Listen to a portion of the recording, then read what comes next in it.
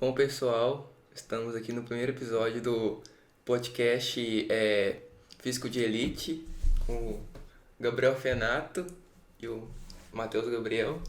É isso aí. E pessoal, hoje a gente vai estar falando exatamente tudo que você precisa saber sobre a questão do físico de elite, como você pode estar de fato chegando nisso daí. Para isso, hoje eu estou aqui com a presença do Matheus Gabriel, agradecer a presença dele que veio aí para participar. Lembrando que em todos os episódios ele vai estar participando juntamente com a gente. Então, o tema desse podcast é justamente físico de elite. Qual que é o nosso objetivo? Nosso objetivo é fazer com que vocês de fato possam chegar no físico de elite, que é uma transformação tão desejada. Lembrando que o físico de elite é uma transformação que a gente promete tanto na assessoria quanto na metodologia.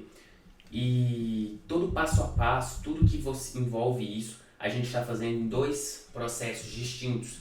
Um é esse podcast, onde a gente vai ensinar tudo, e o outro é o desafio 90 dias, que a gente está gravando também na prática, ou seja, não vai ser simplesmente teoria, a gente de fato vai aplicar lá na prática durante 3 meses para mostrar todo o passo a passo e também o resultado. Lembrando que quanto mais eficiente for esse tipo de trabalho, quanto mais a gente conseguir passar informações e mais vocês aprenderem, melhores serão os resultados. Então, eu queria começar perguntando o que seria um físico de elite. Bom, pessoal, então basicamente o físico de elite aí, ele consiste no fato de você chegar em determinadas métricas a partir de avaliações físicas. O que acontece? Hoje na internet a gente tem um sério problema que é o quê? As avaliações físicas são muito mal feitas e, na maior parte dos casos, trazendo para o mundo presencial, praticamente ninguém faz avaliação física. E assim, por exemplo, clubes, né, que jogam em segunda divisão, que são clubes menores, não se vê avaliação física. E por outro lado, no alto rendimento esportivo, a gente já vê a avaliação física como algo primordial, onde os clubes investem muito caro. Recentemente eu fiz um post sobre a cadeira isocinética, que é aquela cadeira extensora que ele faz toda aquela avaliação. E aquilo ali, aquela cadeira, eu não sei ao certo, depois a gente pode buscar essa informação, mas salvo engano ela valia uns 90 mil reais pra cima disso. Então assim, os clubes de elite eles realmente investem pesado em cada detalhe da fisiologia de cada atleta, para de fato entender. E infelizmente a gente tem esse grande problema acontecendo no nível inferior, onde você não tem nem avaliação física mal feita, né? Então assim, é um grande problema. E a gente tem o físico de profi do Renato Fenaz, que ele trouxe isso aqui de uma forma mais concreta aqui no mundo digital, e é bastante legal, só que a gente tem algumas falhas metodológicas acontecendo, por exemplo, no teste de CMJ, que é o Counter Movement Jump. E o que acontece? Quando eu faço essa medição de forma mal feita, eu posso estar trazendo um efeito um pouco ilusório para o atleta. Então ele pensa, fiz 60 centímetros no salto vertical. Mas na verdade ele não fez 60 centímetros da forma como é avaliado. Sim. E de um ponto de vista de avaliação, tanto faz isso daí. Agora, do ponto de vista da prática, quando você pega o resultado e traz para a performance que esse atleta vai ter em campo, você tem um grande problema, beleza? Então. E falando um pouquinho sobre as métricas, basicamente nós temos vários testes que nós fazemos aqui. Então é uma série de bateria de testes. Por exemplo, eu essa semana estou na primeira semana do desafio 90 dias. Inclusive já gravei até o dia 5, hoje eu tenho que gravar o dia 6, fazendo o teste de avaliação neuromuscular de membros inferiores. Então o que é legal? Hoje eu vou estar avaliando a minha capacidade máxima de produzir força, de ativar unidades motoras. Aí a gente acaba entrando numa conversa um pouco mais científica, né? Mas assim, para todo mundo entender. Mas para quem é leigo, quais são os principais? Sim, vamos chegar lá. Questão assim só para mim fechar minha linha de raciocínio, de unidades motoras e tal, basicamente é importante porque eu consigo ver, por exemplo, no sprint, é extremamente neuromuscular, ou seja, quanto mais rápido eu conseguir ativar a musculatura e contrair mais fibras musculares, consequentemente mais rápido eu sou. Então, isso daí, a gente faz esse tipo de avaliação para saber isso, certo? Sim. E só para fechar esse contexto, eu tô nessa semana, então do dia 1 até o dia 6 é tudo avaliação física. No dia 7, como é o dia de descanso, é o dia que o atleta vai sentar e vai anotar tudo. No caso da metodologia. Agora, no caso da assessoria, eu vou fazer todo esse trabalho para o atleta. Então, o atleta não vai ter dor de cabeça de pensar, será que eu estou fazendo certo? Será que eu tenho que fazer isso, aquilo? Não. É o famoso curso e mentoria. O curso, o cara aprende, ele tem que fazer. A mentoria, você aprende, mas o cara já vem e te dá o... Mastigado, né? Então, vamos lá. Agora a pergunta que você estava fazendo. Quais são os principais exercícios no teste? Sim. Daí a gente tem lá dentro os principais mesmo, que é o que a gente usa de base para avaliar tudo, apesar que todos, a maioria, são importantes. A gente tem o CMJ, que é o Counter Movement Jump, que seria um agachamento, onde você agacha e salta. Muito simples. Esse é um teste muito utilizado no ambiente profissional. Inclusive a literatura, se você entrar hoje em qualquer pub de artigos científicos, inclusive tem o Google Acadêmico, que é só artigo científico, se você entrar lá dentro e pesquisar CMJ, você vai ter artigo para mais de metro. Então é muito validado já. Tiveram estudos que foram feitos com times profissionais já da elite.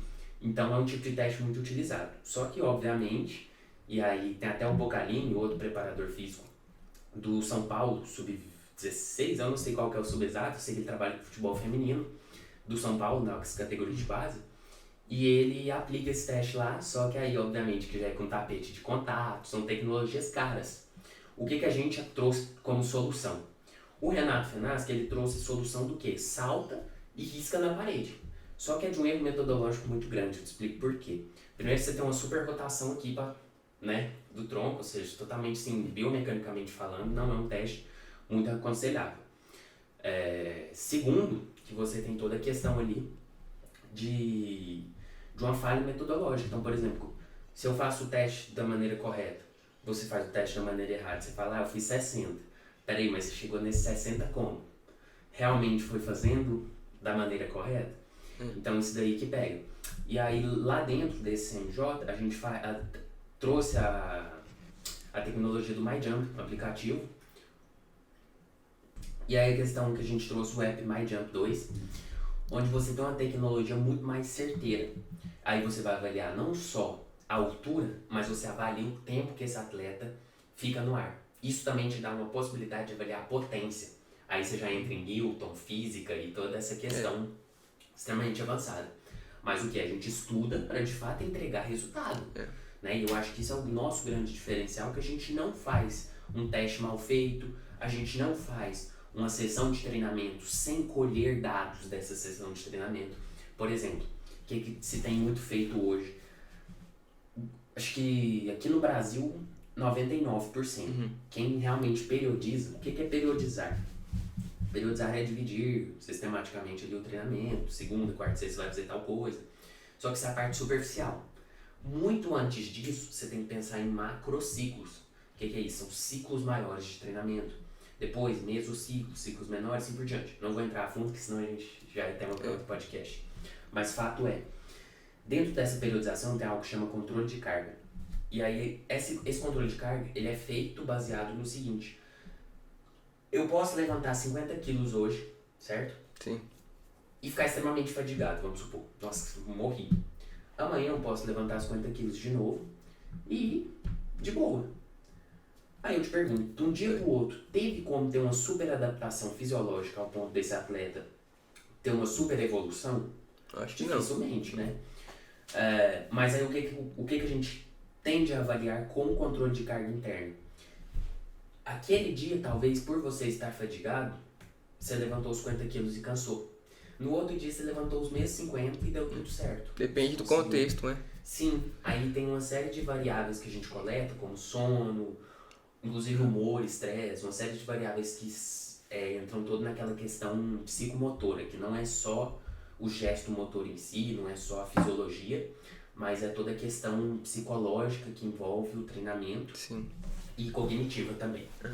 Então, assim, e isso é real. O cara tá cansado, tá o dia inteiro estressado do trabalho, às vezes vai treinar, treina mal.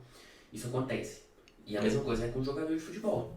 Tanto é que quando às vezes o atleta tá numa fase ruim, muitas vezes é um ciclo disso. Tá mal, tá aqui abalado, crítico o tempo inteiro, gente xingando ele, aí o cara vai treinar, já treina mal, com a cabeça cheia, cansado, treina abaixo, a fadiga começa a transferir ali pra prática, então você tem tudo isso acontecendo.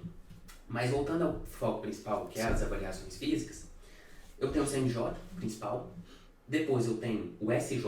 Outro erro metodológico que a gente tem é que não usam o SJ. Por que eu uso os dois? E aí eu explico. Por mais que sejam testes muito parecidos, o SJ ele não usa a fase excêntrica. Ele não usa a fase de descida e subida. Se eu uso uma fase a menos, a partir de fazer os dois, eu consigo avaliar o seguinte. Quando esse atleta faz a fase excêntrica e depois a concêntrica, ele ganha potência ou ele perde? Se ele perde é porque, na verdade, a força excêntrica dele tá ruim. E aí é um alerta total, porque a força excêntrica ela é o mais importante no futebol. Todas as ações de desaceleração, de pousar quando você termina o salto, são ações extremamente lesivas e são ações que você precisa ter força para aguentar, porque não é fácil. Inclusive, tem muitos estudos que mostram que é o seguinte: quando você está em X velocidade, você suporta 2, 3 vezes o seu peso corporal quando você desacelera. E isso é totalmente real. Óbvio que vai depender da massa desse atleta, vai depender do nível de aceleração dele ou da altura do salto, por exemplo. Então tem todas essas questões. Mas voltando ao foco também dessa questão, então a gente tem CNJ, SJ, que são 2 testes de salto. As 2 fases? Sim. Aí tem os outros testes principais que eu considero de sprint. Porque não adianta nada eu falar, beleza, atleta salta 10 metros de altura. Aí o cara vai correr, ele corre a 5 centímetros por hora. Para isso, a gente usa o famoso teste do salto horizontal, que é um teste justamente para avaliar isso. Às vezes eu consigo produzir muita força, impulsão vertical, mas na hora de projetar isso para frente, é onde o atleta não consegue. Muito, por exemplo, pega um atleta de basquete, o cara salta, loucura. Mas põe esse atleta para fazer um sprint contra um jogador de futebol condicionado. Vai ficar no chinelo. Entendeu? Então, assim, óbvio que cada atleta seria de um jeito, mas de uma maneira geral, o jogador de futebol é mais rápido. Seria comparando um zagueiro que pula muito alto com um atacante que corre? Poderia ser outra situação também. Vamos supor, um zagueiro se condicionou muito na impulsão vertical, começou a cair muito nessa questão do horizontal, da produção de força vetorial no horizonte ali, toda aquela questão um pouco mais cinesiológica que a gente chama, que é a área do estudo que estuda isso. E aí o que acontece? Esse atleta ele começa a ficar mais lento. Não à toa que muitos zagueiros aí que trabalham muito essa questão do impulso vertical ficam mais lentos por causa disso. Sim. Bom, então fechando a linha de raciocínio, aí a gente tem toda essa questão do sprint também. E o que acontece? Quando eu faço a avaliação do sprint, eu consigo de fato ver esse atleta é rápido, tem característica de velocidade. E uma coisa muito legal que a gente tem desenvolvido nos nossos trabalhos é o seguinte: às vezes o atleta bate muita cabeça, por exemplo, não sabe escolher posição. Aí um atleta forte, rápido, às vezes quer jogar numa posição que não condiz, entendeu? Às vezes, por exemplo, o impulso vertical dele é ruim. Numa questão genética mesmo, acontece. Aí você pode até falar, mas com muito trabalho o cara consegue passar? Sim, mas quantos anos isso não vai levar? Talvez, sei lá, um cara que já tem 15 anos. Aí com 18 ele chega no físico de elite, daquela determinada valência, já era. Você acha que futebol, a genética importa muito? A questão genética com certeza ela influencia não só a nível de resultado em si, mas no tempo que leva. Então o principal da genética é isso, é o tempo que leva. Quem tem uma genética pronta para força máxima, por exemplo, rapidamente consegue chegar num resultado de força. Então ele começa a fazer o treino de força, rapidamente o corpo dele responde. É onde entra a periodização e todo aquele controle de carga que eu falei. E é exatamente por isso que eu tenho que ter controle de carga. E quem que faz isso aqui no Brasil hoje? Não tem. Pra futebol? A nível de elite, quando a gente pega o Flamengo, São Paulo, as grandes categorias de base, eu sei que fazem. Inclusive eles têm que apresentar muitas vezes relatórios para os superiores, então tem toda aquela questão. Agora pega a nível de pessoas comuns. Um menino que faz escolinha, que joga ali num timezinho ali, que joga um federado, beleza, legal.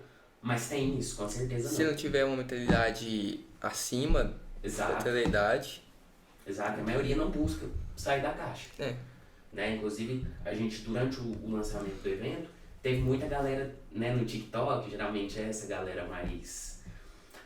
jovem, uma galera mais jovem, mas com a cabeça de entretenimento, muitas vezes tá ali curtindo uma dopamina barata, sim, um objetivo de entretenimento rápido, não é uma pessoa que quer se aprofundar. sim. Então, teve muita gente ali com a visão, sabe? Você vê que já a mentalidade do cara já define onde ele vai chegar. E como eu sempre falo, trabalhar duro em si não te garante nada. Agora, não trabalhar duro já é um sinal de fracasso, já é um sinônimo de fracasso. Então, assim, voltando ao foco das avaliações. Tirando do sprint todas essas neuromusculares, eu vou ter uma chamada neuromuscular de força. Aí o que eu vou objetivar? Ver a questão da força máxima. Então, coloco 100 kg, se eu falhar na 10ª repetição, eu vou saber minha força máxima em tantas repetições. Muito simples esse teste, o objetivo de realmente conseguir ver até onde o potencial de força desse atleta. Então, lembra que a gente, inclusive aqui, a gente tem uma pirâmide do desempenho. Numa ponta você tem a resistência, aqui em cima você tem a força e aqui você tem a velocidade. O que acontece? Se eu só avaliar a resistência, já era. Se eu só avaliar a força, já era. Então, o atleta de futebol, ele é um dos atletas que mais precisa ter isso completo. Porque ele precisa ser forte, resistente e rápido. Coisa que, por exemplo, sei lá, maratonista não precisa de velocidade nenhuma. Sim, velocidade explosiva, sprint. O sprint, o cara que faz 100 metros ali, o Usain Bolt, ele não precisa ter uma resistência física aeróbica ferrada. Então, tipo, é só velocidade, ao contrário de aceleração, que é o sprint a curta distância. Sim, mas aí já é uma questão um pouco mais específica. Agora, sim, ele não precisa de resistência, por exemplo, certo? Então, você vê que é uma questão muito mais específica. Então, o cara vai treinar, o cara que faz atletismo, ele vai treinar aquilo ali, sprint, faz uma pliometria, faz outros métodos, mas assim, totalmente voltado para a velocidade. O jogador de futebol ele precisa saber dividir isso muito bem. E o principal, não adianta ele saber dividir todas as valências, aí ele enche isso aí com dois períodos cada dia para treinar tudo. E no final ele não treina a parte técnica e tática que é essencial. Então, conciliar dentro do futebol é muito difícil. Aí você tem calendários apertados, tem jogadores que jogam 2, 3 jogos por semana. Nossa. Então, assim, como é que você concilia tudo isso mantendo um alto nível de rendimento? Então, por de isso fato, que você tem que estudar muito, tem muita expertise. Futebol você tem que ser muito completo. Sim, não é assim, eu chego ali, faz esse treino aqui, já é, entendeu? Mas voltando aqui ao foco, toda hora a gente perde um pouco do foco, porque estamos estendendo bastante o assunto. Mas acho legal no podcast a gente realmente aprofundar, né? Mas é um assunto bem complexo mesmo. Sim. E aí toda a questão ali do teste de força e do teste neuromuscular de potência, que é os sprints, MJs, SJ, etc. E por final a gente tem um de resistência, que é avaliar a resistência física. O que é o legal do yo-yo teste? Que é o teste... É que ele fica correndo, botando, correndo. Sim. Aquele teste, ele vai avaliar a minha capacidade tanto aeróbica quanto anaeróbica. Ele começa um pouco mais aeróbio, baixa intensidade, quando eu falo de aeróbio, e ele vai para anaeróbio, lático, que é onde eu estou no limiar de lactato. O que é isso? É onde eu estou na fadiga. Famoso perna pesada. E aí você vai. A partir desse teste, o que hoje é avaliado na internet? Eu gosto de falar muito para realmente abrir a cabeça de vocês para ver que é muito mais complexo. Pensando em um curso, realmente é mais fácil ensinar. Pega os métodos e vê se está no físico de elite não está. Só que não é bem por aí. Existe uma coisinha chamada VO2 máximo, que é totalmente individual para cada atleta. O que seria isso? O VO2 máximo é a sua capacidade respiratória. Então, a capacidade de você captar o oxigênio do ambiente e utilizá-lo no seu corpo, na sua musculatura. Sim. A gente aqui, se a gente aprofundar mesmo, a gente vai entrar numa questão fisiológica aqui, que é um buraco negro. Nessa questão do VO2, por exemplo. E aí, troca gasosa, aí vai para nível de musculatura, nível de cardiorrespiratório, cardiopulmonar. Então você tem assim um universo, mas a gente não vai entrar, mas entendendo de forma prática o VO2 máximo, a sua capacidade de absorver o oxigênio, certo? E utilizar ele na sua musculatura. E a gente tem que utilizar o oxigênio porque nós somos seres aeróbicos. Então a gente não sei, agora me fugiu um exemplo, mas sei lá, um peixe. Não é um peixe que vai viver ali, apesar que o peixe também é aeróbico. Não, é um robô, sei lá. Sim, mas sei lá, a gente não usa o anaeróbico. Então, a gente não usa CO2 e nem, que é o gás carbônico, e nem hidrogênio. A gente usa totalmente o oxigênio. Então, CO2 e o outro é ruim para o corpo. Ele deixa o nosso corpo com um nível de acidez metabólica, que a gente chama, muito alto. Enfim, a partir disso, a gente vai conseguir o seguinte: pegar o teste do ioiô, achar o VO2 máximo. Esse VO2 máximo, o que ele é importante? A partir dele eu vou saber, você tem que descansar 1 minuto ou 1 minuto e meio entre cada série para determinado objetivo. Entendi. Me responde. Não sei. Então vou dar um exemplo. Você quer treinar resistência. Você concorda comigo que quanto menor o tempo que eu de descanso, mais eu vou conseguir melhorar a minha resistência? Sim. Sim, tá certo. Só que 1 minuto que seria. Exato. Só que o que acontece? Eu vou pegar o atleta, vamos pôr o Thiago que tá na assessoria, o Thiago Passos. Aí eu chego pra ele e falo assim: você vai descansar X minutos. Baseado em quê? Como que eu sei se é isso? Então. Aí vamos supor, ele descansa 10 segundos e tá de boa. Faz o exercício, não fadiga muito. Eu tô chegando no meu objetivo, ou pelo menos maximizando o resultado? Então, tipo, exemplo, 10 segundos. Aí pra ele melhorar a resistência dele teria que ser menos, né? Suponhando que ele não tivesse tendo a adaptação necessária. Aí o que é? Eu vou errar para depois acertar? Ou seja, eu vou aplicar, ver se eu cansei, para depois reformular todo o treinamento para na próxima semana. Tá vendo como é que é complexo? É muito melhor, eu já faço o teste VO2, já colho essa informação, já consigo determinar, você vai usar X% do seu VO2, você vai calcular isso a partir disso. Então descansa X segundos para tal estímulo. Aplicou, aí eu ainda faço um double check, se realmente esteve correto. Como que eu faço isso? Eu pego o controle de carga interna, que aí a gente usa uma coisa chamada escala de percepção subjetiva do esforço, que é quando eu avalio. Por exemplo, você faz um exercício, você vai me falar, de 0 a 120 quanto que foi. Aí tem todo um parâmetro, não é simplesmente uma coisa solta assim, mas vamos supor, foi 100. Doido. E aí você vai pegar, vai avaliar. Se foi 100, então na próxima sessão posso puxar um pouco. Entendi. Nesse dia, porque aí o que eu faço? Aí a gente começa, a partir desses dados, a gente tem alguns cálculos que foram sendo validados cientificamente, onde a gente avalia o nível de fadiga desse atleta ao longo do tempo. Isso é bastante legal. Rapidão, só vai ficar aqui. Tem 10 minutinhos aqui ainda. Eu vou abrir aqui, ó, porque você vai dando uma olhada aqui, tá? Tá pegando vocês, né, cara? Tá, tenta chegar um pouquinho pra frente aqui, que tá tendo essa situação.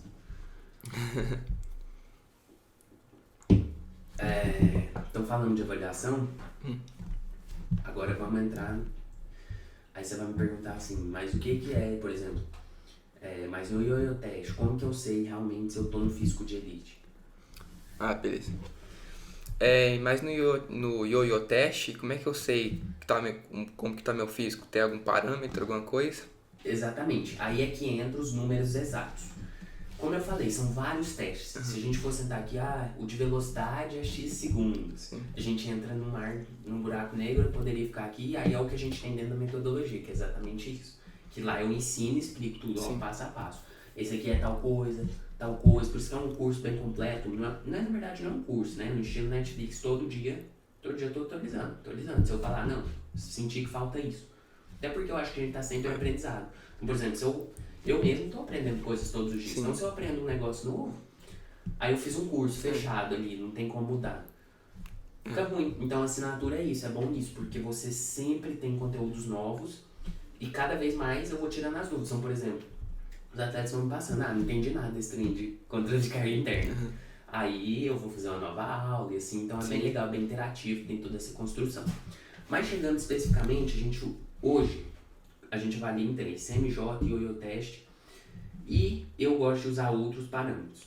Só que na internet já está um pouco consolidado somente olhar CMJ e ioiô teste. Então o que eu faço? Pego o CMJ, tá? E o CMJ, para você estar no físico de elite, você tem que ter um salto vertical de pelo menos 55 centímetros. Só que, como eu falei, não é apenas a altura. Lá dentro a gente vai avaliar o pico de performance de potência, que é medido em joules ou newtons, e depende lá, a gente tem cada um. Nossa, tá doido. Mas o fato é, lá dentro você tem um CMJ que é 55. Pelo menos centímetros de altura. Aí, obviamente, que eu vou avaliar um parâmetro secundário para ver se realmente aquilo ali Sim. tá de acordo, né? Mas tudo bem. E aí depois, mas isso é assim, para falar de uma forma mais leiga, geral, certo? E aí depois eu vou ter o ioiô teste, onde a gente avalia acima de 3.000 metros para dizer que tá no físico de elite. Pensando nisso, o que eu fiz? Pô, pro cara chegar no físico de elite vai demorar. Pô, Demais. o cara não consegue, da noite pro dia, chegar num físico de elite com aumentando massa muscular, força, tudo isso, como eu falei, o calendário é apertado. E ainda chegar assim, estralei o dedo. Só Então se a ele. gente pode Só falar. só se ele, tipo, desde criança, uns 12 anos, mentalidade foda, aí até sei lá, uns 8 anos pra chegar meio que no pico. Sim, mas aí o que acontece? Como que a gente fez? Como que a gente separou? Físico de profi já existia, era o do Renato. A gente trouxe pra dentro, colocou o físico de profi, que é a primeira categoria mínima. Antes disso, a gente não costuma falar, você tá no físico tal.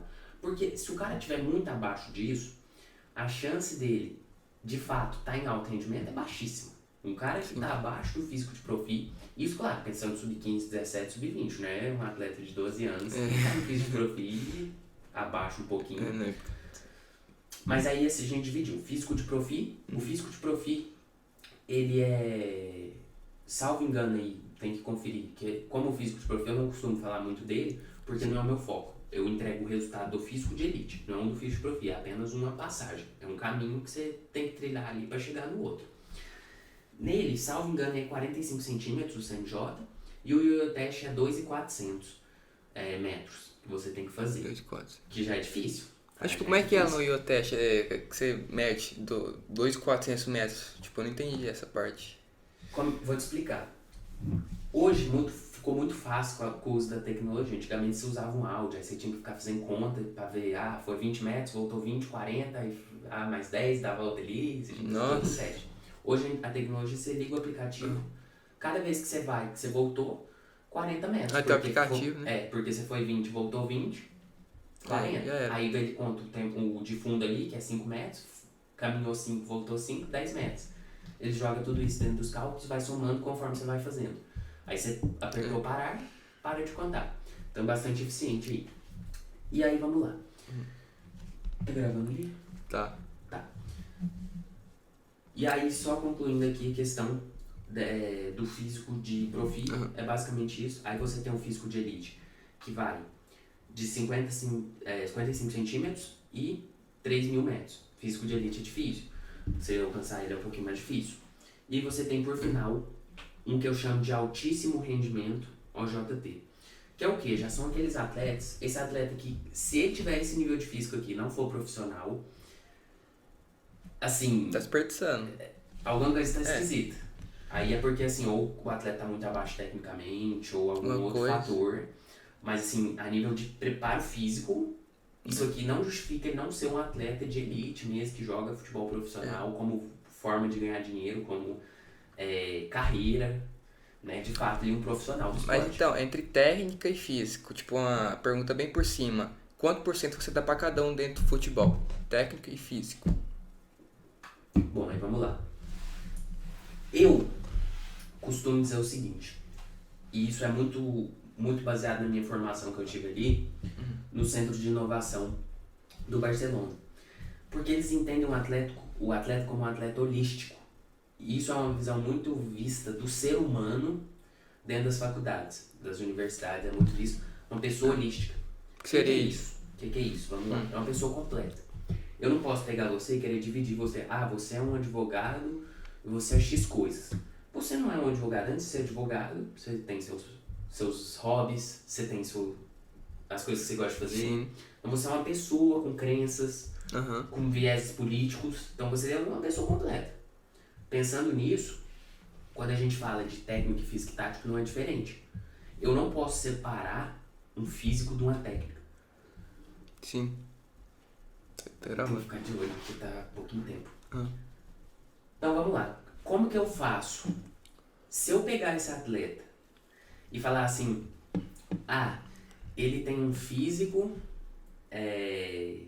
excelente e a técnica ruim. É uma pirâmide. Então imagine que o preparo físico é embaixo. Por que eu digo que o preparo físico é a base da pirâmide? Porque tem como um atleta ser extremamente eficiente tecnicamente, se ele está acima do peso, a bola vem, ele mal consegue, ele vai correr lentinho, 5 metros ali, ele força o joelho machuca. Então o preparo físico é a base. Não tem como você falar, porque preparo físico é movimento. Se o cara não movimenta, como que ele tem gesto motor técnico? E aí depois tem a questão tática, que está um pouco acima da técnica. Ou seja, tem como eu ser um atleta bem taticamente, se a minha técnica é ruim? Não, tem como você ser um cara bem fisicamente, bem tecnicamente e ter uma tática ruim. Tem como, eu acho, na minha opinião. Mas é justamente isso, porque a pirâmide assim. Vai funilando. E claro que não é uma questão totalmente linear assim, mas o que a gente quer dizer quando a técnica é a base, é anterior à tática? Porque é o seguinte, imagina um atleta que não sabe nem fazer um passe, e aí eu não tô falando de um atleta que erra um passe, tô falando que não sabe. Uma criança, por exemplo. Sim. Se essa criança, antes dela saber a técnica, eu querer ensinar como que ela tem que se posicionar, movimentar. Aí a gente entra bastante na iniciação esportiva, a gente tem todo um trabalho de iniciação esportiva. Hoje o pacote Fraldinha já tem mais de 40 pais e treinadores ali. Então a gente entraria em outro universo, mas voltando aqui pro alto rendimento. Por isso que a gente diz que a técnica ela é a base da questão tática. Porque quando a minha técnica tá em nível, aí eu venho com a tática e consigo complementar de forma satisfatória. Aí eu te dou um exemplo. O treinador vai passar ali um trabalho tático pro time. Aí toda hora o atleta pega e chuta a bola errado. Ele vai dar um passe e ele erra o passe. Toda hora. Não flui. Você entendeu? Por isso que a gente diz que tá acima. E por final, a questão mental, que é lá no topo. Aí é aquilo que eu falei. Então o mental é menos importante, você pode pensar. Não, por quê? Se o topo tá ruim, eu vou chegar no máximo de performance? Não. Se o mental do cara tá ruim, vai afetar aqui na base. Digamos que é um ciclo fechado, é uma cadeia fechada. Tudo que tá ruim ali afeta. Entendeu? É como o funcionamento do corpo humano. Se você tá gripado, você vai conseguir chegar lá pra fazer um treinamento em alto rendimento? Não. Se você, sei lá, morreu alguém próximo, você vai chegar no treino e vai dizer, nossa, vai ser meu melhor treino. Pode até ter um efeito de psicologia reversa, outros fatores, mas assim, digamos que num cenário normal, a tendência é que você treine pior. Porque sua cabeça tá longe, sua cabeça tá... Entendeu? Então tem todos esses fatores. Mas na escala da vida, tipo, da vida entre aspas, futebolística do atleta, quando ele tá na escolinha lá... Então, retomando aqui, na vida futebolística de um atleta, tipo, lá desde a escolinha, não seria, tipo, a ordem técnica na escolinha, né? Porque você vai botar uma criancinha pra o físico fudido. Aí depois seria físico, né? Quando você entra na base, que é um pouco mais acima. E entra, tipo, na base já treino tático, mas no profissional é muito mais exigido. Então, tipo, essa ordem tá correta? Como é que é? Então, o que acontece? Eu não gostaria de entrar muito no aspecto da iniciação esportiva, porque quando a gente está falando isso, a gente está falando muito de iniciação esportiva. Mas basicamente o que você está falando é o correto mesmo. Então o que acontece? Existe uma linha de pensamento vinda de Piaget e diversos autores, não vou entrar muito nesse mérito. Mas o fato esses autores defendem um desenvolvimento global. Porque primeiro, você não sabe quem vai ser atleta com uma criança. Você não sabe. Por mais que aquele ali tem dom, beleza, mas isso não garante nada. Tem uma série de fatores. Então o que você procura hoje? Hoje a visão do profissional de educação física. Evitar especialização excessiva. Então a competição é uma criança de 6, 5, 7 anos, 8 anos. E isso acontece muito nas bases de futsal. De times como o Flamengo e tal, e outros times, não tô falando que o Flamengo específico, mas tô falando todos os times brasileiros de base têm muito esse problema, essa dificuldade. Que é o quê? Pegar o atleta ali já com 7, 8 anos já transformá-lo num atleta profissional. Dá contrato. Contrato, patrocínio, já, entendeu? Aquela visibilidade, aquela coisa. E aí aquele atleta começa Sabe aquela loucura? Isso interfere também na relação dos pais com os filhos, porque o pai vê, tipo, uma criança de 10 anos recebendo contrato com a Nike, aí vai, eu quero isso pro meu filho, vou começar a cobrar ele. Sim, aí entra na questão também hoje, outra área do estudo, psicomotricidade, que é o que? A avaliação de como que essa criança surge, a questão psicológica, a questão cognitiva, Sim. que afeta na questão motora e que está relacionada com a idade dessa criança. Nossa. Será que é condizente? Será que houve algum problema cognitivo, algum problema psicomotor, ou seja, psicológico, seja um problema afetivo, de afetividade, também tem essa questão da afetividade. Então, assim, é uma questão um pouco mais de iniciação esportiva complexa. Essa ordem que você falou, de fato, é o que acontece. E, de fato, quando a criança é pequena, você não vai pensar em treinamento físico. Não é essa a ideia, tá? Não funciona, até porque nem vai ter adaptação fisiológica suficiente ou que seja satisfatória, pensando no longo prazo. Nem em curto prazo também. Em curto prazo você até tem um pouco mais do que quem não faz nada, do que quem não faz aquele trabalho, mas não é o que vai... Aquilo ali não transforma a criança num grande atleta. Não transforma. Muito pelo contrário, pode até prejudicar por dor, por lesão crônica que você pode estar gerando ali. Então, se é uma questão de iniciação esportiva, a gente entraria em um outro oceano, certo? Sim. Então, só pra gente fechar aqui as ideias, o que é o físico de elite? O físico de elite, nada mais, nada menos do que é você chegar em determinados parâmetros fisiológicos e sofrer essas adaptações, e a partir disso você vai mensurar isso com as avaliações físicas e dizer, tô no lugar X, ainda sou um atleta que não sou nada. Porque eu costumo dizer isso, o atleta que está abaixo do físico de perfil, não é que ele é um mau atleta, não é isso. Não. Só que ele ainda não é um atleta que tem nível para estar no alto rendimento. Sim. E assim, uma grande ilusão que a gente tem, já tive também, é de achar que a gente conhece o alto rendimento. O menino vai jogar a escolinha, joga bem e acha que aquilo é alto rendimento. Só que o alto rendimento é 2, 3 vezes maior do que ele. Você tem que imaginar que o cara que está na base do Flamengo já é outro alto rendimento. Não é o seu alto rendimento. Sim. Então, e você pode chegar também, não é questão, não pode chegar. Só que é um processo diferente, entendeu? É bem complexo. Só se você for bem fora da curva, tipo um Mbappé, um Neymar da vida. Sim, e aí tem toda essa questão, mas fulano não passou em base e chegou. Mas fulano não sabe nem o que é periodização e chegou. Eu concordo. E é verdade, é tudo aquilo que a gente falou, genética, talento, coisas inatas. Só que aí eu te pergunto, e você que não nasceu com a predisposição genética? E você que não é o cara mais talentoso que existe? Aí você vai sentar aqui, não é pra mim não, e tchau. É o que mais acontece, o cara vai, frustra, bate cabeça, não procura evoluir, não procura conhecimento. Desiste. Porque é natural. E é igual eu tô dizendo, igual até fiz um post esses dias, quando eu abri as vagas para assessoria, aí eu falei, mas então é só comprar assessoria que vai dar certo. Não, realmente não. Ligado. Susto. Aí eu até coloquei, não, né, Rogerinho, que eu uso esse termo, Rogerinho e tal, que é meio que aquele cara que acha que é representando ali o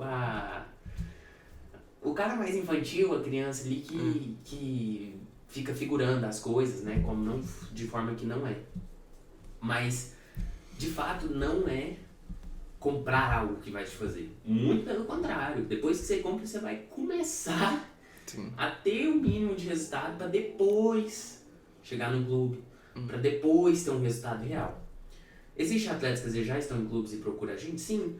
Só que por que a maioria não está em clube? Porque a maioria ainda não teve nenhum resultado mínimo no preparo físico. E é o que eu acho legal. Eu sempre penso no atleta de uma maneira completa. Adianta eu só fazer trabalho de preparação física se esse atleta, a recuperação dele é ruim? E aí entra fisioterapia, pode ser um acessório positivo, e nutrição, que vai influenciar bastante a capacidade de recuperação desse atleta. Por isso que a gente coloca isso dentro dos nossos programas. Que a gente não pensa, vou vender um curso ou mês que fosse, a minha mesmo a assessoria minha, que é individual de treinamento, pra falar, faz aqui, isso aqui, valeu. Entendeu? Isso aí não é. O nosso objetivo é resultado. É igual eu falo, você pode ir pra qualquer escolinha ali e pagar 80, 100 reais. Show de bola. Agora, qual que é o nível de suporte? Qual que é o nível de estrutura? Qual que é o nível de conhecimento que você vai adquirir ali? Nenhum, porque você vai chegar lá, o professor, o treinador ali tem o conhecimento dele, mas ele vai jogar os pratinhos ali, vai ensinar o fundamento, a técnica básica. Na iniciação esportiva eu sou super a favor, só que a gente tem que dividir as coisas. Porque o que acontece? Muitos atletas não amadurecem. Aí o cara tem 15 anos, ainda tá na escolinha se iludindo. Nossa. Entendeu? Com 15 anos, cara. Conheço alguém assim. O atleta que com 15 anos ainda tá ali, na escolinha. E aí ele tá naquela ilusão de que vai chegar. E claro, eu já vivi também tudo isso, já tive muitas ilusões. Sendo que, na verdade, com 15 anos já tem atleta que tava 4, 3 anos tendo acesso a esse tipo de informação, tendo acesso a esse tipo de trabalho. Porque você vê um atleta que tá dentro do Flamengo do sub-8 ao sub-7, 6, ele já tem o suporte de um time, de profissionais. Já tá ambientado, né? Já tá ambientado, já joga em alto rendimento, porque o nível do... Uma coisa é você fazer um amistoso. Tá ligado? Uma coisa é você fazer um amistoso. Time fulano, X de bairro ali, contra o outro time de bairro. Outra coisa é duas das maiores bases do Brasil se enfrentando numa final. Mesmo que os meninos tenham 8 anos, aquilo ali tem um nível surreal. Até porque o clube, ele não vai escolher. Os meninos, por exemplo, o Flamengo, vamos impor. O Flamengo não vai chegar a escolher os piores jogadores ou escolher qualquer um. Não, eles vão fazer um scout no Brasil inteiro pra já achar quem naquela idade tá jogando em alto rendimento. E aí o que eu faço? Se a gente entrar na iniciação esportiva, a gente tem um debate muito longo sobre isso. Muitas críticas de um lado, alguns tentando até se defender assim, por atuarem nesse sentido. Coisa que eu não vou me aprofundar aqui porque é tema para outro podcast. Né? Inclusive não do físico de elite, porque o físico de elite a gente estritamente alto rendimento. Já seria do jogador treinado mesmo. Sim. Mas fato é, para você chegar no físico de elite, não é o início e não é o fim da sua carreira. O físico de elite ele é um meio que te transporta pro alto rendimento. Então o que eu costumo dizer? Tem atletas que tiveram resultado sem chegar no físico de elite? Sim. Tem. Só que inclusive eu tava vendo um post do Romário, recente agora, uma entrevista, e ele falando, na minha época, ele ia pra balada, ele fazia as coisas, todo mundo sabe disso, todo mundo sabe que ele foi um grande jogador, mas ele, recentemente, nessa entrevista que eu tô falando, falou, olha, se fosse hoje, era muito pior. Por quê? O atleta já nasce com 8, 7 anos ali, num trabalho de alto rendimento. O nível de preparação física mudou demais, isso aí é nítido. Pega um jogo lá do Pelé, com todo respeito, e aí tem muito também esse debate, se fosse hoje, mas não é o mérito. O mérito é o seguinte, o mérito e o fato é, se você pegar o Pelé e você assistir um jogo, você vai ver um nível de intensidade totalmente diferente do que é hoje. Bem menor. Claro que tinha muita correria, tinha muita coisa, pela falta de tática. Sim. Entendeu? E aí você pega hoje, por exemplo, hoje o que a gente tem registrado de velocidade, de sprints, aumentou absurdamente o nível do futebol. E isso assim é estatístico, não é uma coisa assim, vamos imaginar quanto que era. Legal. Aquilo que não dá pra ver. É estatístico. Hoje, se você for pegar a média da Premier League, você vai ver que a cada ano o nível de preparo físico aumenta. Inclusive, constantemente você tem jogadores batendo recordes de velocidade máxima. Sim.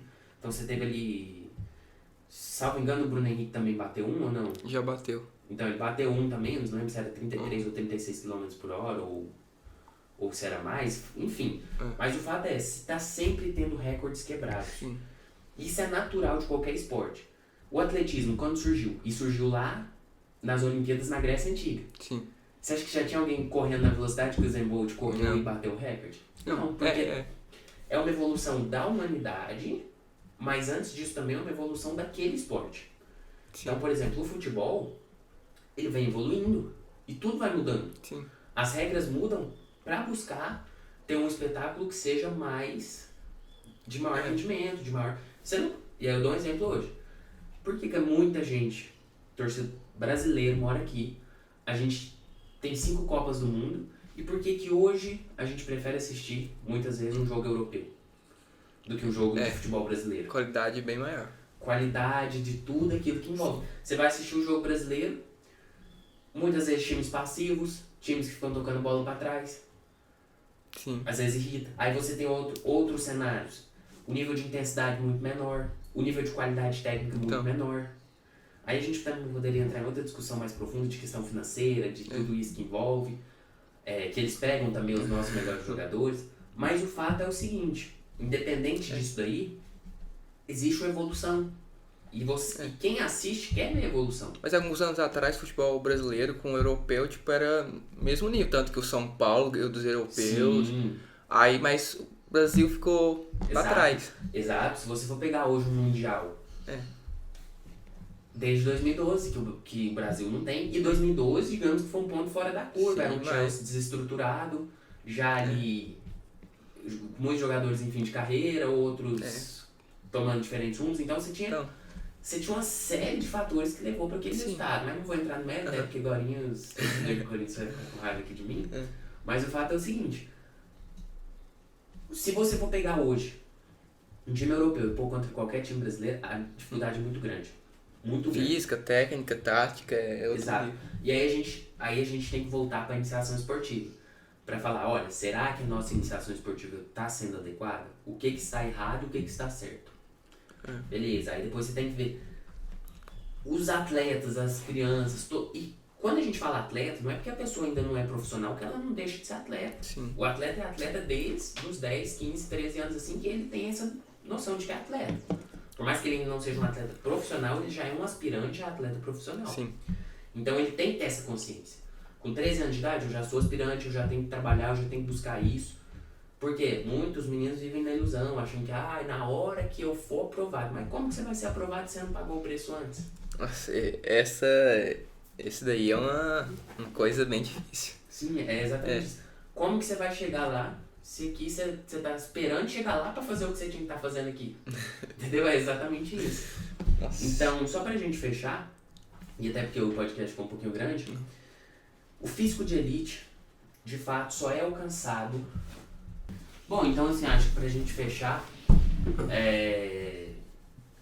a questão do físico de elite vai ser esse meio que vai levar o atleta pro próximo nível. Então assim, beleza, tem os marcos lá dentro do nosso programa já justamente fazendo isso. Chegou no físico de profi? Top. Você tem um merecimento, você tem um reconhecimento. Chegou no físico de elite? Tá no caminho. Se o cara chega no físico de elite, você pode até falar, tem variável técnica, tem tática, tem questão de alojamento, tem questão de... Existem esquemas também em clubes, então pode ter coisa errada também acontecendo. Sim. Mas fato é, se o cara tá no físico de elite, em algum lugar ele vai ter a oportunidade de crescer e chegar no próximo nível. Então, só pra fechar aqui, você pode me falar bem superficialmente e resumido, eu sei que você já trabalha com isso, faz conteúdo, mas para fechar aqui, você pode falar como que um atleta pode chegar? Os principais pilares só, tipo, se ele fazer isso, tipo, não é assim, né? Tem muito mais coisa, mas se ele fizer essa coisa bem resumida aqui, que tô falando superficialmente, eu vou chegar lá. Sim, mas é exatamente isso. Os passos são. Entendi o que é o físico de elite, entendi as classificações. Aí eu vou pegar e vou conseguir, a partir disso, fazer as avaliações, certo? Aprendi o que são as avaliações, como que eu faço cada avaliação, como que eu vou medir cada avaliação. Fiz tudo isso, medi a avaliação, tirei todos os dados que eu podia, já entendi. Beleza. Como que funciona? Aí é um próximo processo, que é o treinamento em si. Aí é a prática. Aí eu vou ter várias coisas lá dentro que vai entrar dentro da periodização, que é o seguinte, quais exercícios, onde esses exercícios entram, Quantas repetições, quantas séries, quanto tempo. E é isso que a gente vai destrinchar ao longo dos próximos episódios do podcast. Entrar a fundo. Velocidade, quantas repetições, quantas coisas. Então vai ter um dia só pra gente falar de velocidade. Dentro de velocidade a gente tem várias coisas diferentes, então a gente vai poder aprofundar em cada coisa, em cada momento.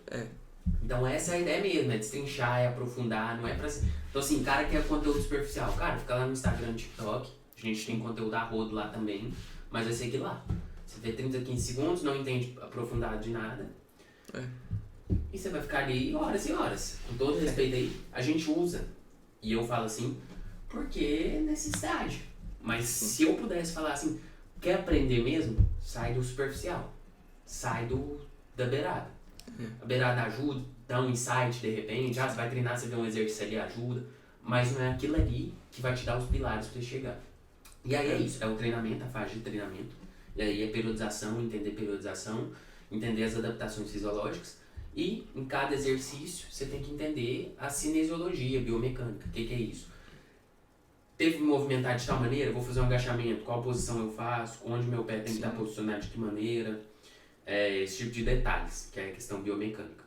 Que é a ponta da linha, tem gente que já vai pra ponta da linha, o cara já quer saber o hack do agachamento pra tal coisa. Não é assim, o cara primeiro tem que entender o todo, né?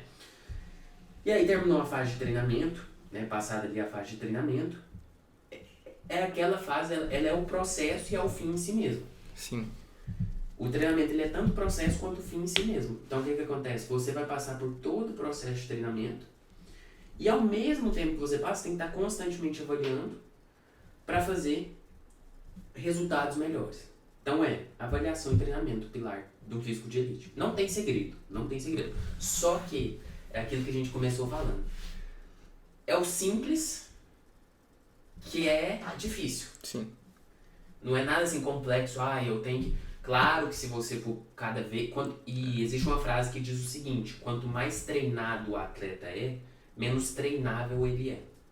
Ou seja, quanto mais eu treino, entendi. menos chance de ganhar resultados eu vou ter. A evolução é mínima, né? Exato. Pega um atleta como o Usain Bolt, o cara passa 4 anos treinando, para no outro ano ele... melhorou 20 segundos. Tipo assim, nem 20 segundos, é muito. Ele ganhou, tipo assim, melhorou... acho que é milésimos, segundos milésimos, ou sei lá, 2, 3 segundos. Sim. E ele passou 4 anos treinando, você tem noção do que é isso? Aí o que acontece na maioria das vezes? O cara treina um mês pra um campeonato, vai pro campeonato, fica 2 anos parado. Fica 6 meses parado, aí volta. Nossa. Sabe, o treinamento, ele é cumulativo. E aí você pensa no maratonista. O cara começa... Eu vou dar um exemplo básico. O cara começou a correr todo dia 5 km. Aí um dia ele fala, não, deixa eu fazer 10. Já tô melhor, faz. O primeiro dia ele tem dificuldade. Aí vai 10, estabilizou, faz normal ali, em, sei lá, 50 minutos, costuma fazer. Aí ele fala, não, agora eu vou fazer 15. É assim que o cara chega pra fazer maratona. Agora imagina aí, corre 5, e é o que mais acontece com muitos atletas.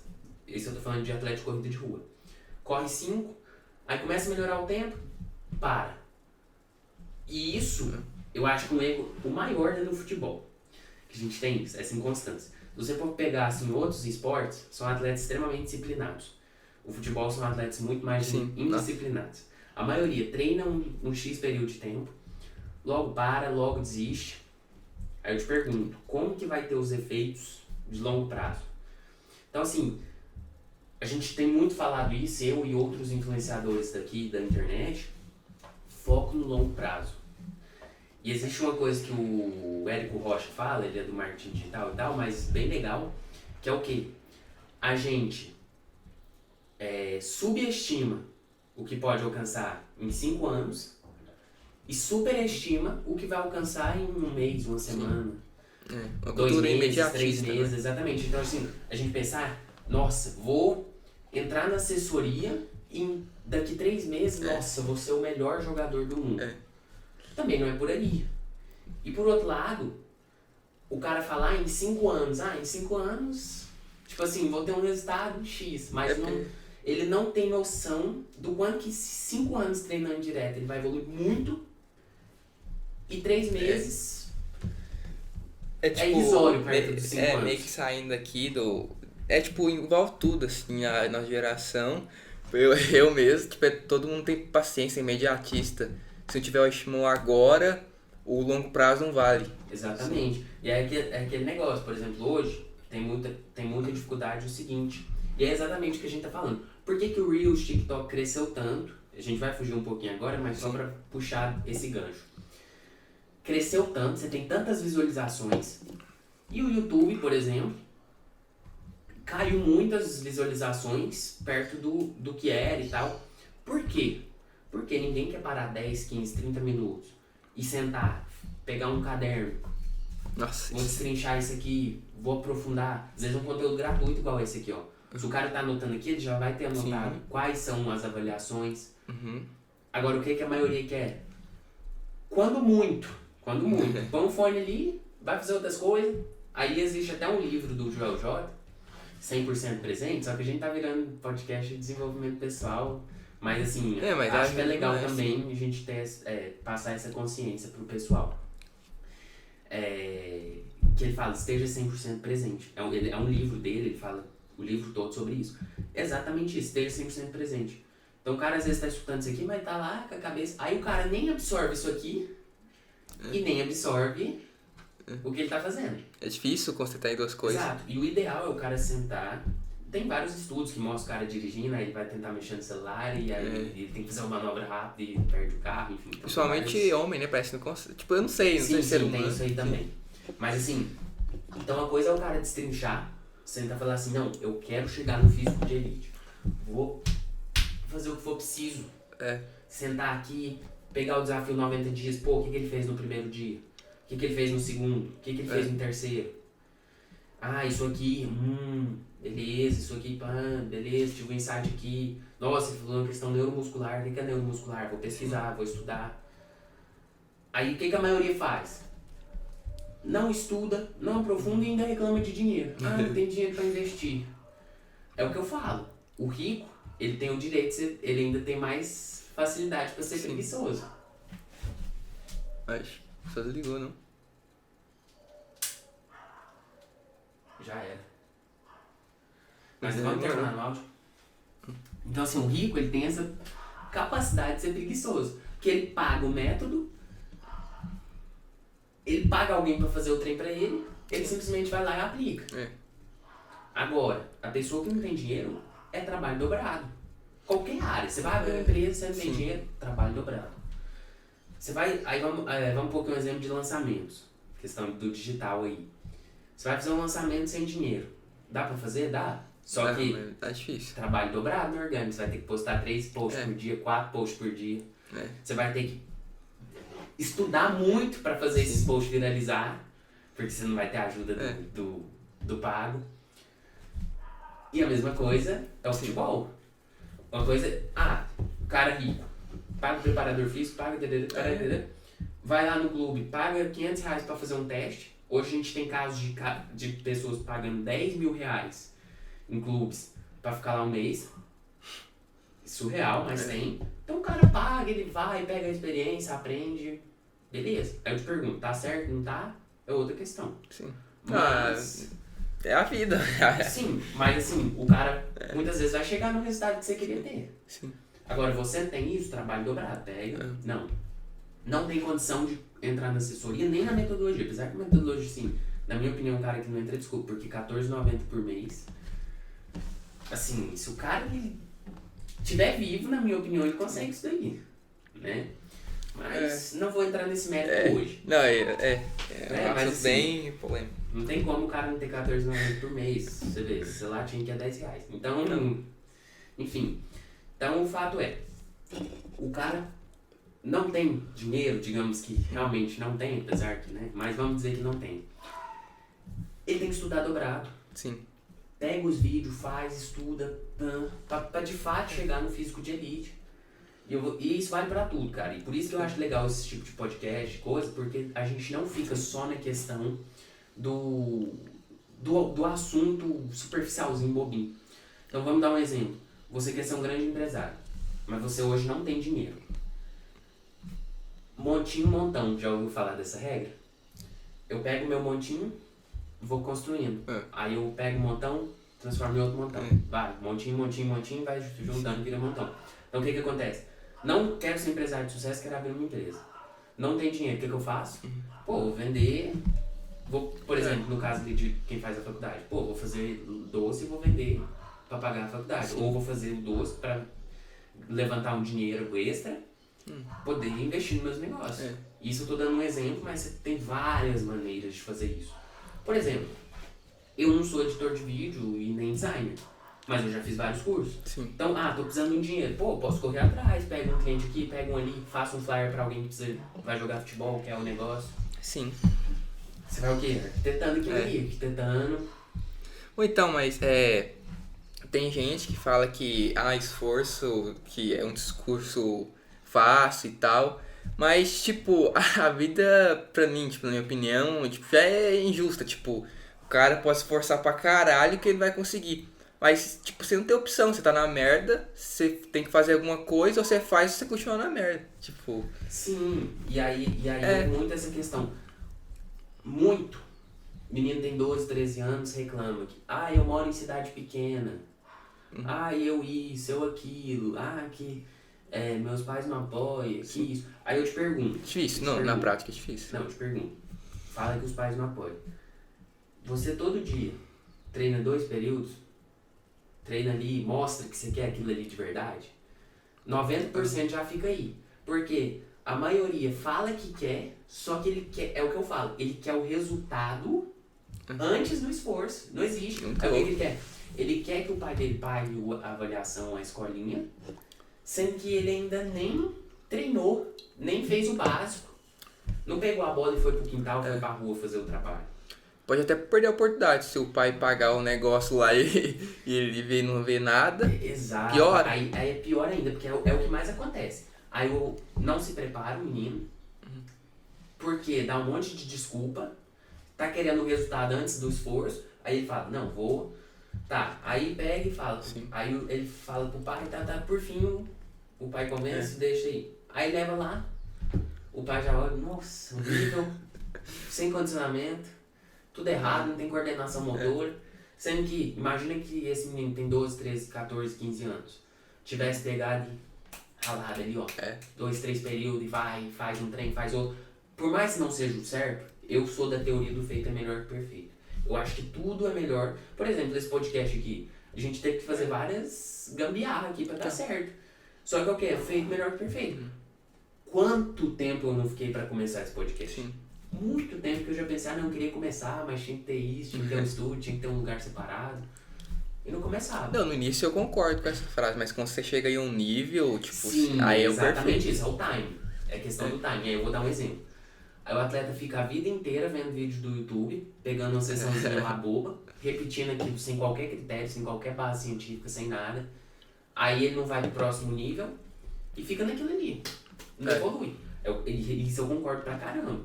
Agora a maioria, e quando a gente pega o todo, se a gente pegar a amostra toda, a maioria dos meninos nem fazem o mínimo e já quer ter aquele final. Aí eu vou dar um exemplo. O cara quer ir pra Europa jogar, quer ir pra Europa, sendo que ele nem no bairro ele é o melhor. Então. Entendeu?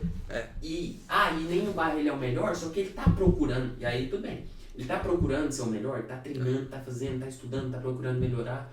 E eu falo, mas na época do Ronaldo, do João, do Zé, eles não estudavam. Tudo bem, você tem a qualidade que eles têm, você tem o networking que eles tinham na época, você tem todo um contexto de vida que eles tinham? Garanto que não. Então. E as coisas mudam bastante. Né? Mas então ótimo, acho que já deu pra entender bem aqui. E só pra finalizar, uma pergunta bem descontraída aqui. Na época que eu era atleta, né? Eu fazia o ioiô teste com você, lá no campo. Aí, tipo, quando eu voltei, tipo, eu não tava fazendo nada, eu tava morto, tava dormindo o dia inteiro, sabe? Aí eu fiz e parece que deu uma nota boa, né? Tipo, deu 20. 18. Não, eu cheguei nos 20. Foi 18. Não, eu cheguei nos 20. Não. Quando eu voltei, eu cheguei nos 20. Eu cheguei. Você até me elogiou. Suponhamos. Que não, chegou. Eu cheguei. Eu cheguei. Então não, tipo, você já fez 22, não fez? Sim. Então, eu fui nos 20. Aí, tipo, aí, nossa, você tem uma resistência boa e tal. Aí quando começou nós fazer os treinos, tipo, tava morto. Eu até tenho ideia, a explicação, mas você pode falar qual era o problema? Eu vou te dar Tava morrendo, né? um primeiro problema, que é exatamente... Você lembra que na hora que eu falei do CMJ, do cara pular torto, que escalar em cima, como se ele fosse o cara pular pra segurar uma corda, um trem mal arrumado, esquisito? Erro metodológico. O que acontece? Na época, a gente nem colocava a fita métrica. Sim. Eu garanto que a gente fez 10 a 15 metros de ioiô teste, sendo que é 20. Já começa aí. Ou seja, a gente fez um nível acima, tava se enganando. Já começa, e eu tenho certeza absoluta que a gente fez menos. Por que eu falo isso? Porque das últimas vezes que eu fui fazer agora com fita, dá uma distância surreal 20 metros, não parece. Não parece. Quando você faz no outro, só na passada, abrindo a passada, sim. Parece que você foi muito, só que quando você faz com a fita, você vê que é bem mais. Então. Já começa aí. Então esse é um erro que já engana o resultado. E tanto eu quanto você, eu também não fiz 22 de fato. Né? Então tem isso. E sem contar que o teste, ele é variável. Que ele envolve a questão psicológica, ele envolve o que você comeu no dia. Aquelas mesmas coisas dos parâmetros da periodização do controle de carga interna. Só que o treinamento, ele é exatamente isso, ele é variável. Então talvez no dia do teste você tivesse descansado, no treinamento, como você está treinando todos os dias, você vai acumulando fadiga. Existe uma coisa chamada fadiga crônica, que você... Então o que acontece? Por que é importante descansar? Porque você vai acumulando fadiga crônica. Se esse atleta aí a gente tem uns picos, né? Por exemplo, tem o vale, que é onde você deu o estímulo. Aí você volta, recupera, vai. É assim que funciona, e você vai tendo a supercompensação ao longo prazo. Assim. Quando a gente sai treinando, e a gente na época treinava um pouco errado também, bastante errado, era isso aqui, ó. Isso aqui, ó. Aí, entendeu? Então, assim, já tinha esse fator também. Então, assim, eu não consigo dizer, foi isso ou foi aquilo. Sim. Mas eu acho que esse conjunto de fatores levaram a essa questão. Agora, uma coisa é certa. Por mais que você faça o máximo no teste, o fato do treinamento, o objetivo do treinamento, e quando você treina, aí sim que você vai pro seu limite, porque a ideia do treinamento é justamente gerar desgaste. É justamente gerar catabólise, que a gente fala, que é quando o seu organismo ele entra em autodestruição, digamos, não autodestruição, mas tipo assim, você está dando um estímulo que destrói fibra muscular, destrói tem uma série de reações que envolvem acidez metabólica que geram um estresse fisiológico. Sim. E quando a gente fala estresse, não é um estresse do seu corpo tá passando por maus bocados, digamos assim. Então é isso aí que tá acontecendo. Então é como eu falei, já é natural o treino ser supramáximo, tá? E outra coisa que o teste do ioiô, ele é intervalado, ele começa aeróbio, vai anaeróbio lático. Talvez o estímulo que a gente tenha dado, que você esteja se referindo, pode ser um anaeróbio alático intervalado, mas de resistência, entendeu? Que é o famoso Sprint Interval Training. Aí a gente tem outros estímulos que às vezes são sem recuperação, e aí por isso que você também teve, às vezes no ioiô, por ter aquele segundo de recuperação, seu sistema fisiológico de determinado limiar era melhor ou pior.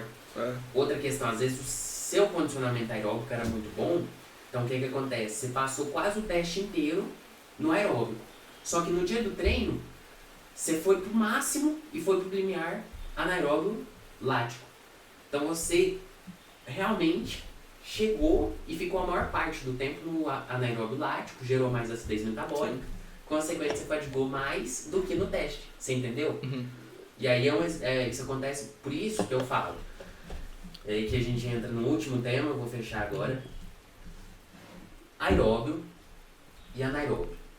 Hoje, muito erro também aí na internet, que não pode correr, que não pode fazer corrida longa.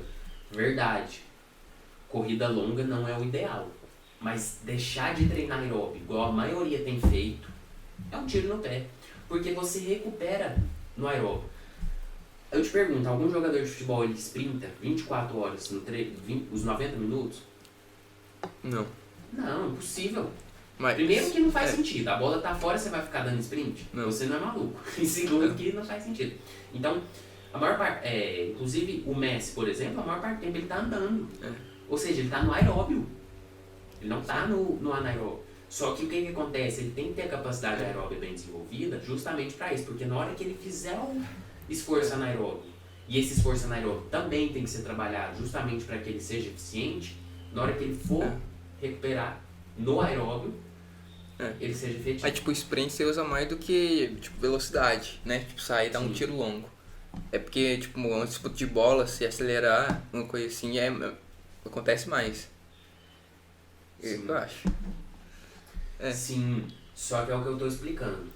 Você tem diferentes ações e intensidades ao longo do jogo. Então você tem o trote, você tem a caminhada, você tem o sprint. Correto? Eu não posso treinar só anaeróbio alático, que é o sprint. Eu não posso só fazer o lático, que é aquele sprint, só que aquele sprint você vai até a hora que você começa a cair tanto, você vai para o aeróbio. Que é um estímulo ali de 3 minutos. Por exemplo, um suicídio, entendeu? Sim. Agora, que é o que acontece mais no jogo. A maior parte do tempo a gente tende a ficar no anaeróbio lático. Principalmente quem joga de volante, o tempo inteiro, bate ali, bate ali. Só que quanto mais eu me condiciono, mais aumenta o meu limiar de lactato. O que é isso? É o limiar do anaeróbio lático. Ou seja, se antes, e aí eu vou dar um exemplo, vamos supor que eu estou destreinado. Se eu correr a 12 km por hora, eu ainda vou estar dentro do aeróbio, vamos supor. Aí se eu for para 14, rapidamente vou fadigar, porque eu vou pro lático. Só que quando você vai treinando no lático, esse limiar vai crescendo. Aí daqui a um dia eu tô correndo 16 km por hora e já tô no aeróbio. Daqui a um dia não, isso leva bastante tempo, né? Mas sim, de uma forma simplista seria isso. É o que acontece com o maratonista. Por que o maratonista consegue fazer uma velocidade super baixa e uma velocidade alta, um tempo baixo e uma distância surreal que é 42 km? Como que é isso? Porque conforme ele foi treinando no limiar de lactato, cada vez mais o aeróbio dele era mais eficiente e foi distanciando. Aí ele conseguia correr em 20, inclusive os maratonistas campeões, recordistas, eles correm em 22 km por hora, pra você ter uma ideia. Sendo que pra nós, isso aí já seria lactato, certeza. Pra alguns, até alático. Não seria nem mais do lactato, não, do lático. Então, assim, é exatamente esse o princípio, tá? Sim. Mas aí a gente... Esse aqui é um tema pra outro podcast, tá? Mas então, finalizando aqui o podcast, obrigado pela sua presença. Quer falar alguma coisa? E é isso, espero que vocês tenham curtido. A gente vai trazer vários episódios pra vocês, justamente pra, de fato, aprofundar nos conteúdos e, de fato, trazer resultado pra vocês, que é o nosso maior objetivo. Sim. Obrigado, hein? Falou. Tamo junto, valeu!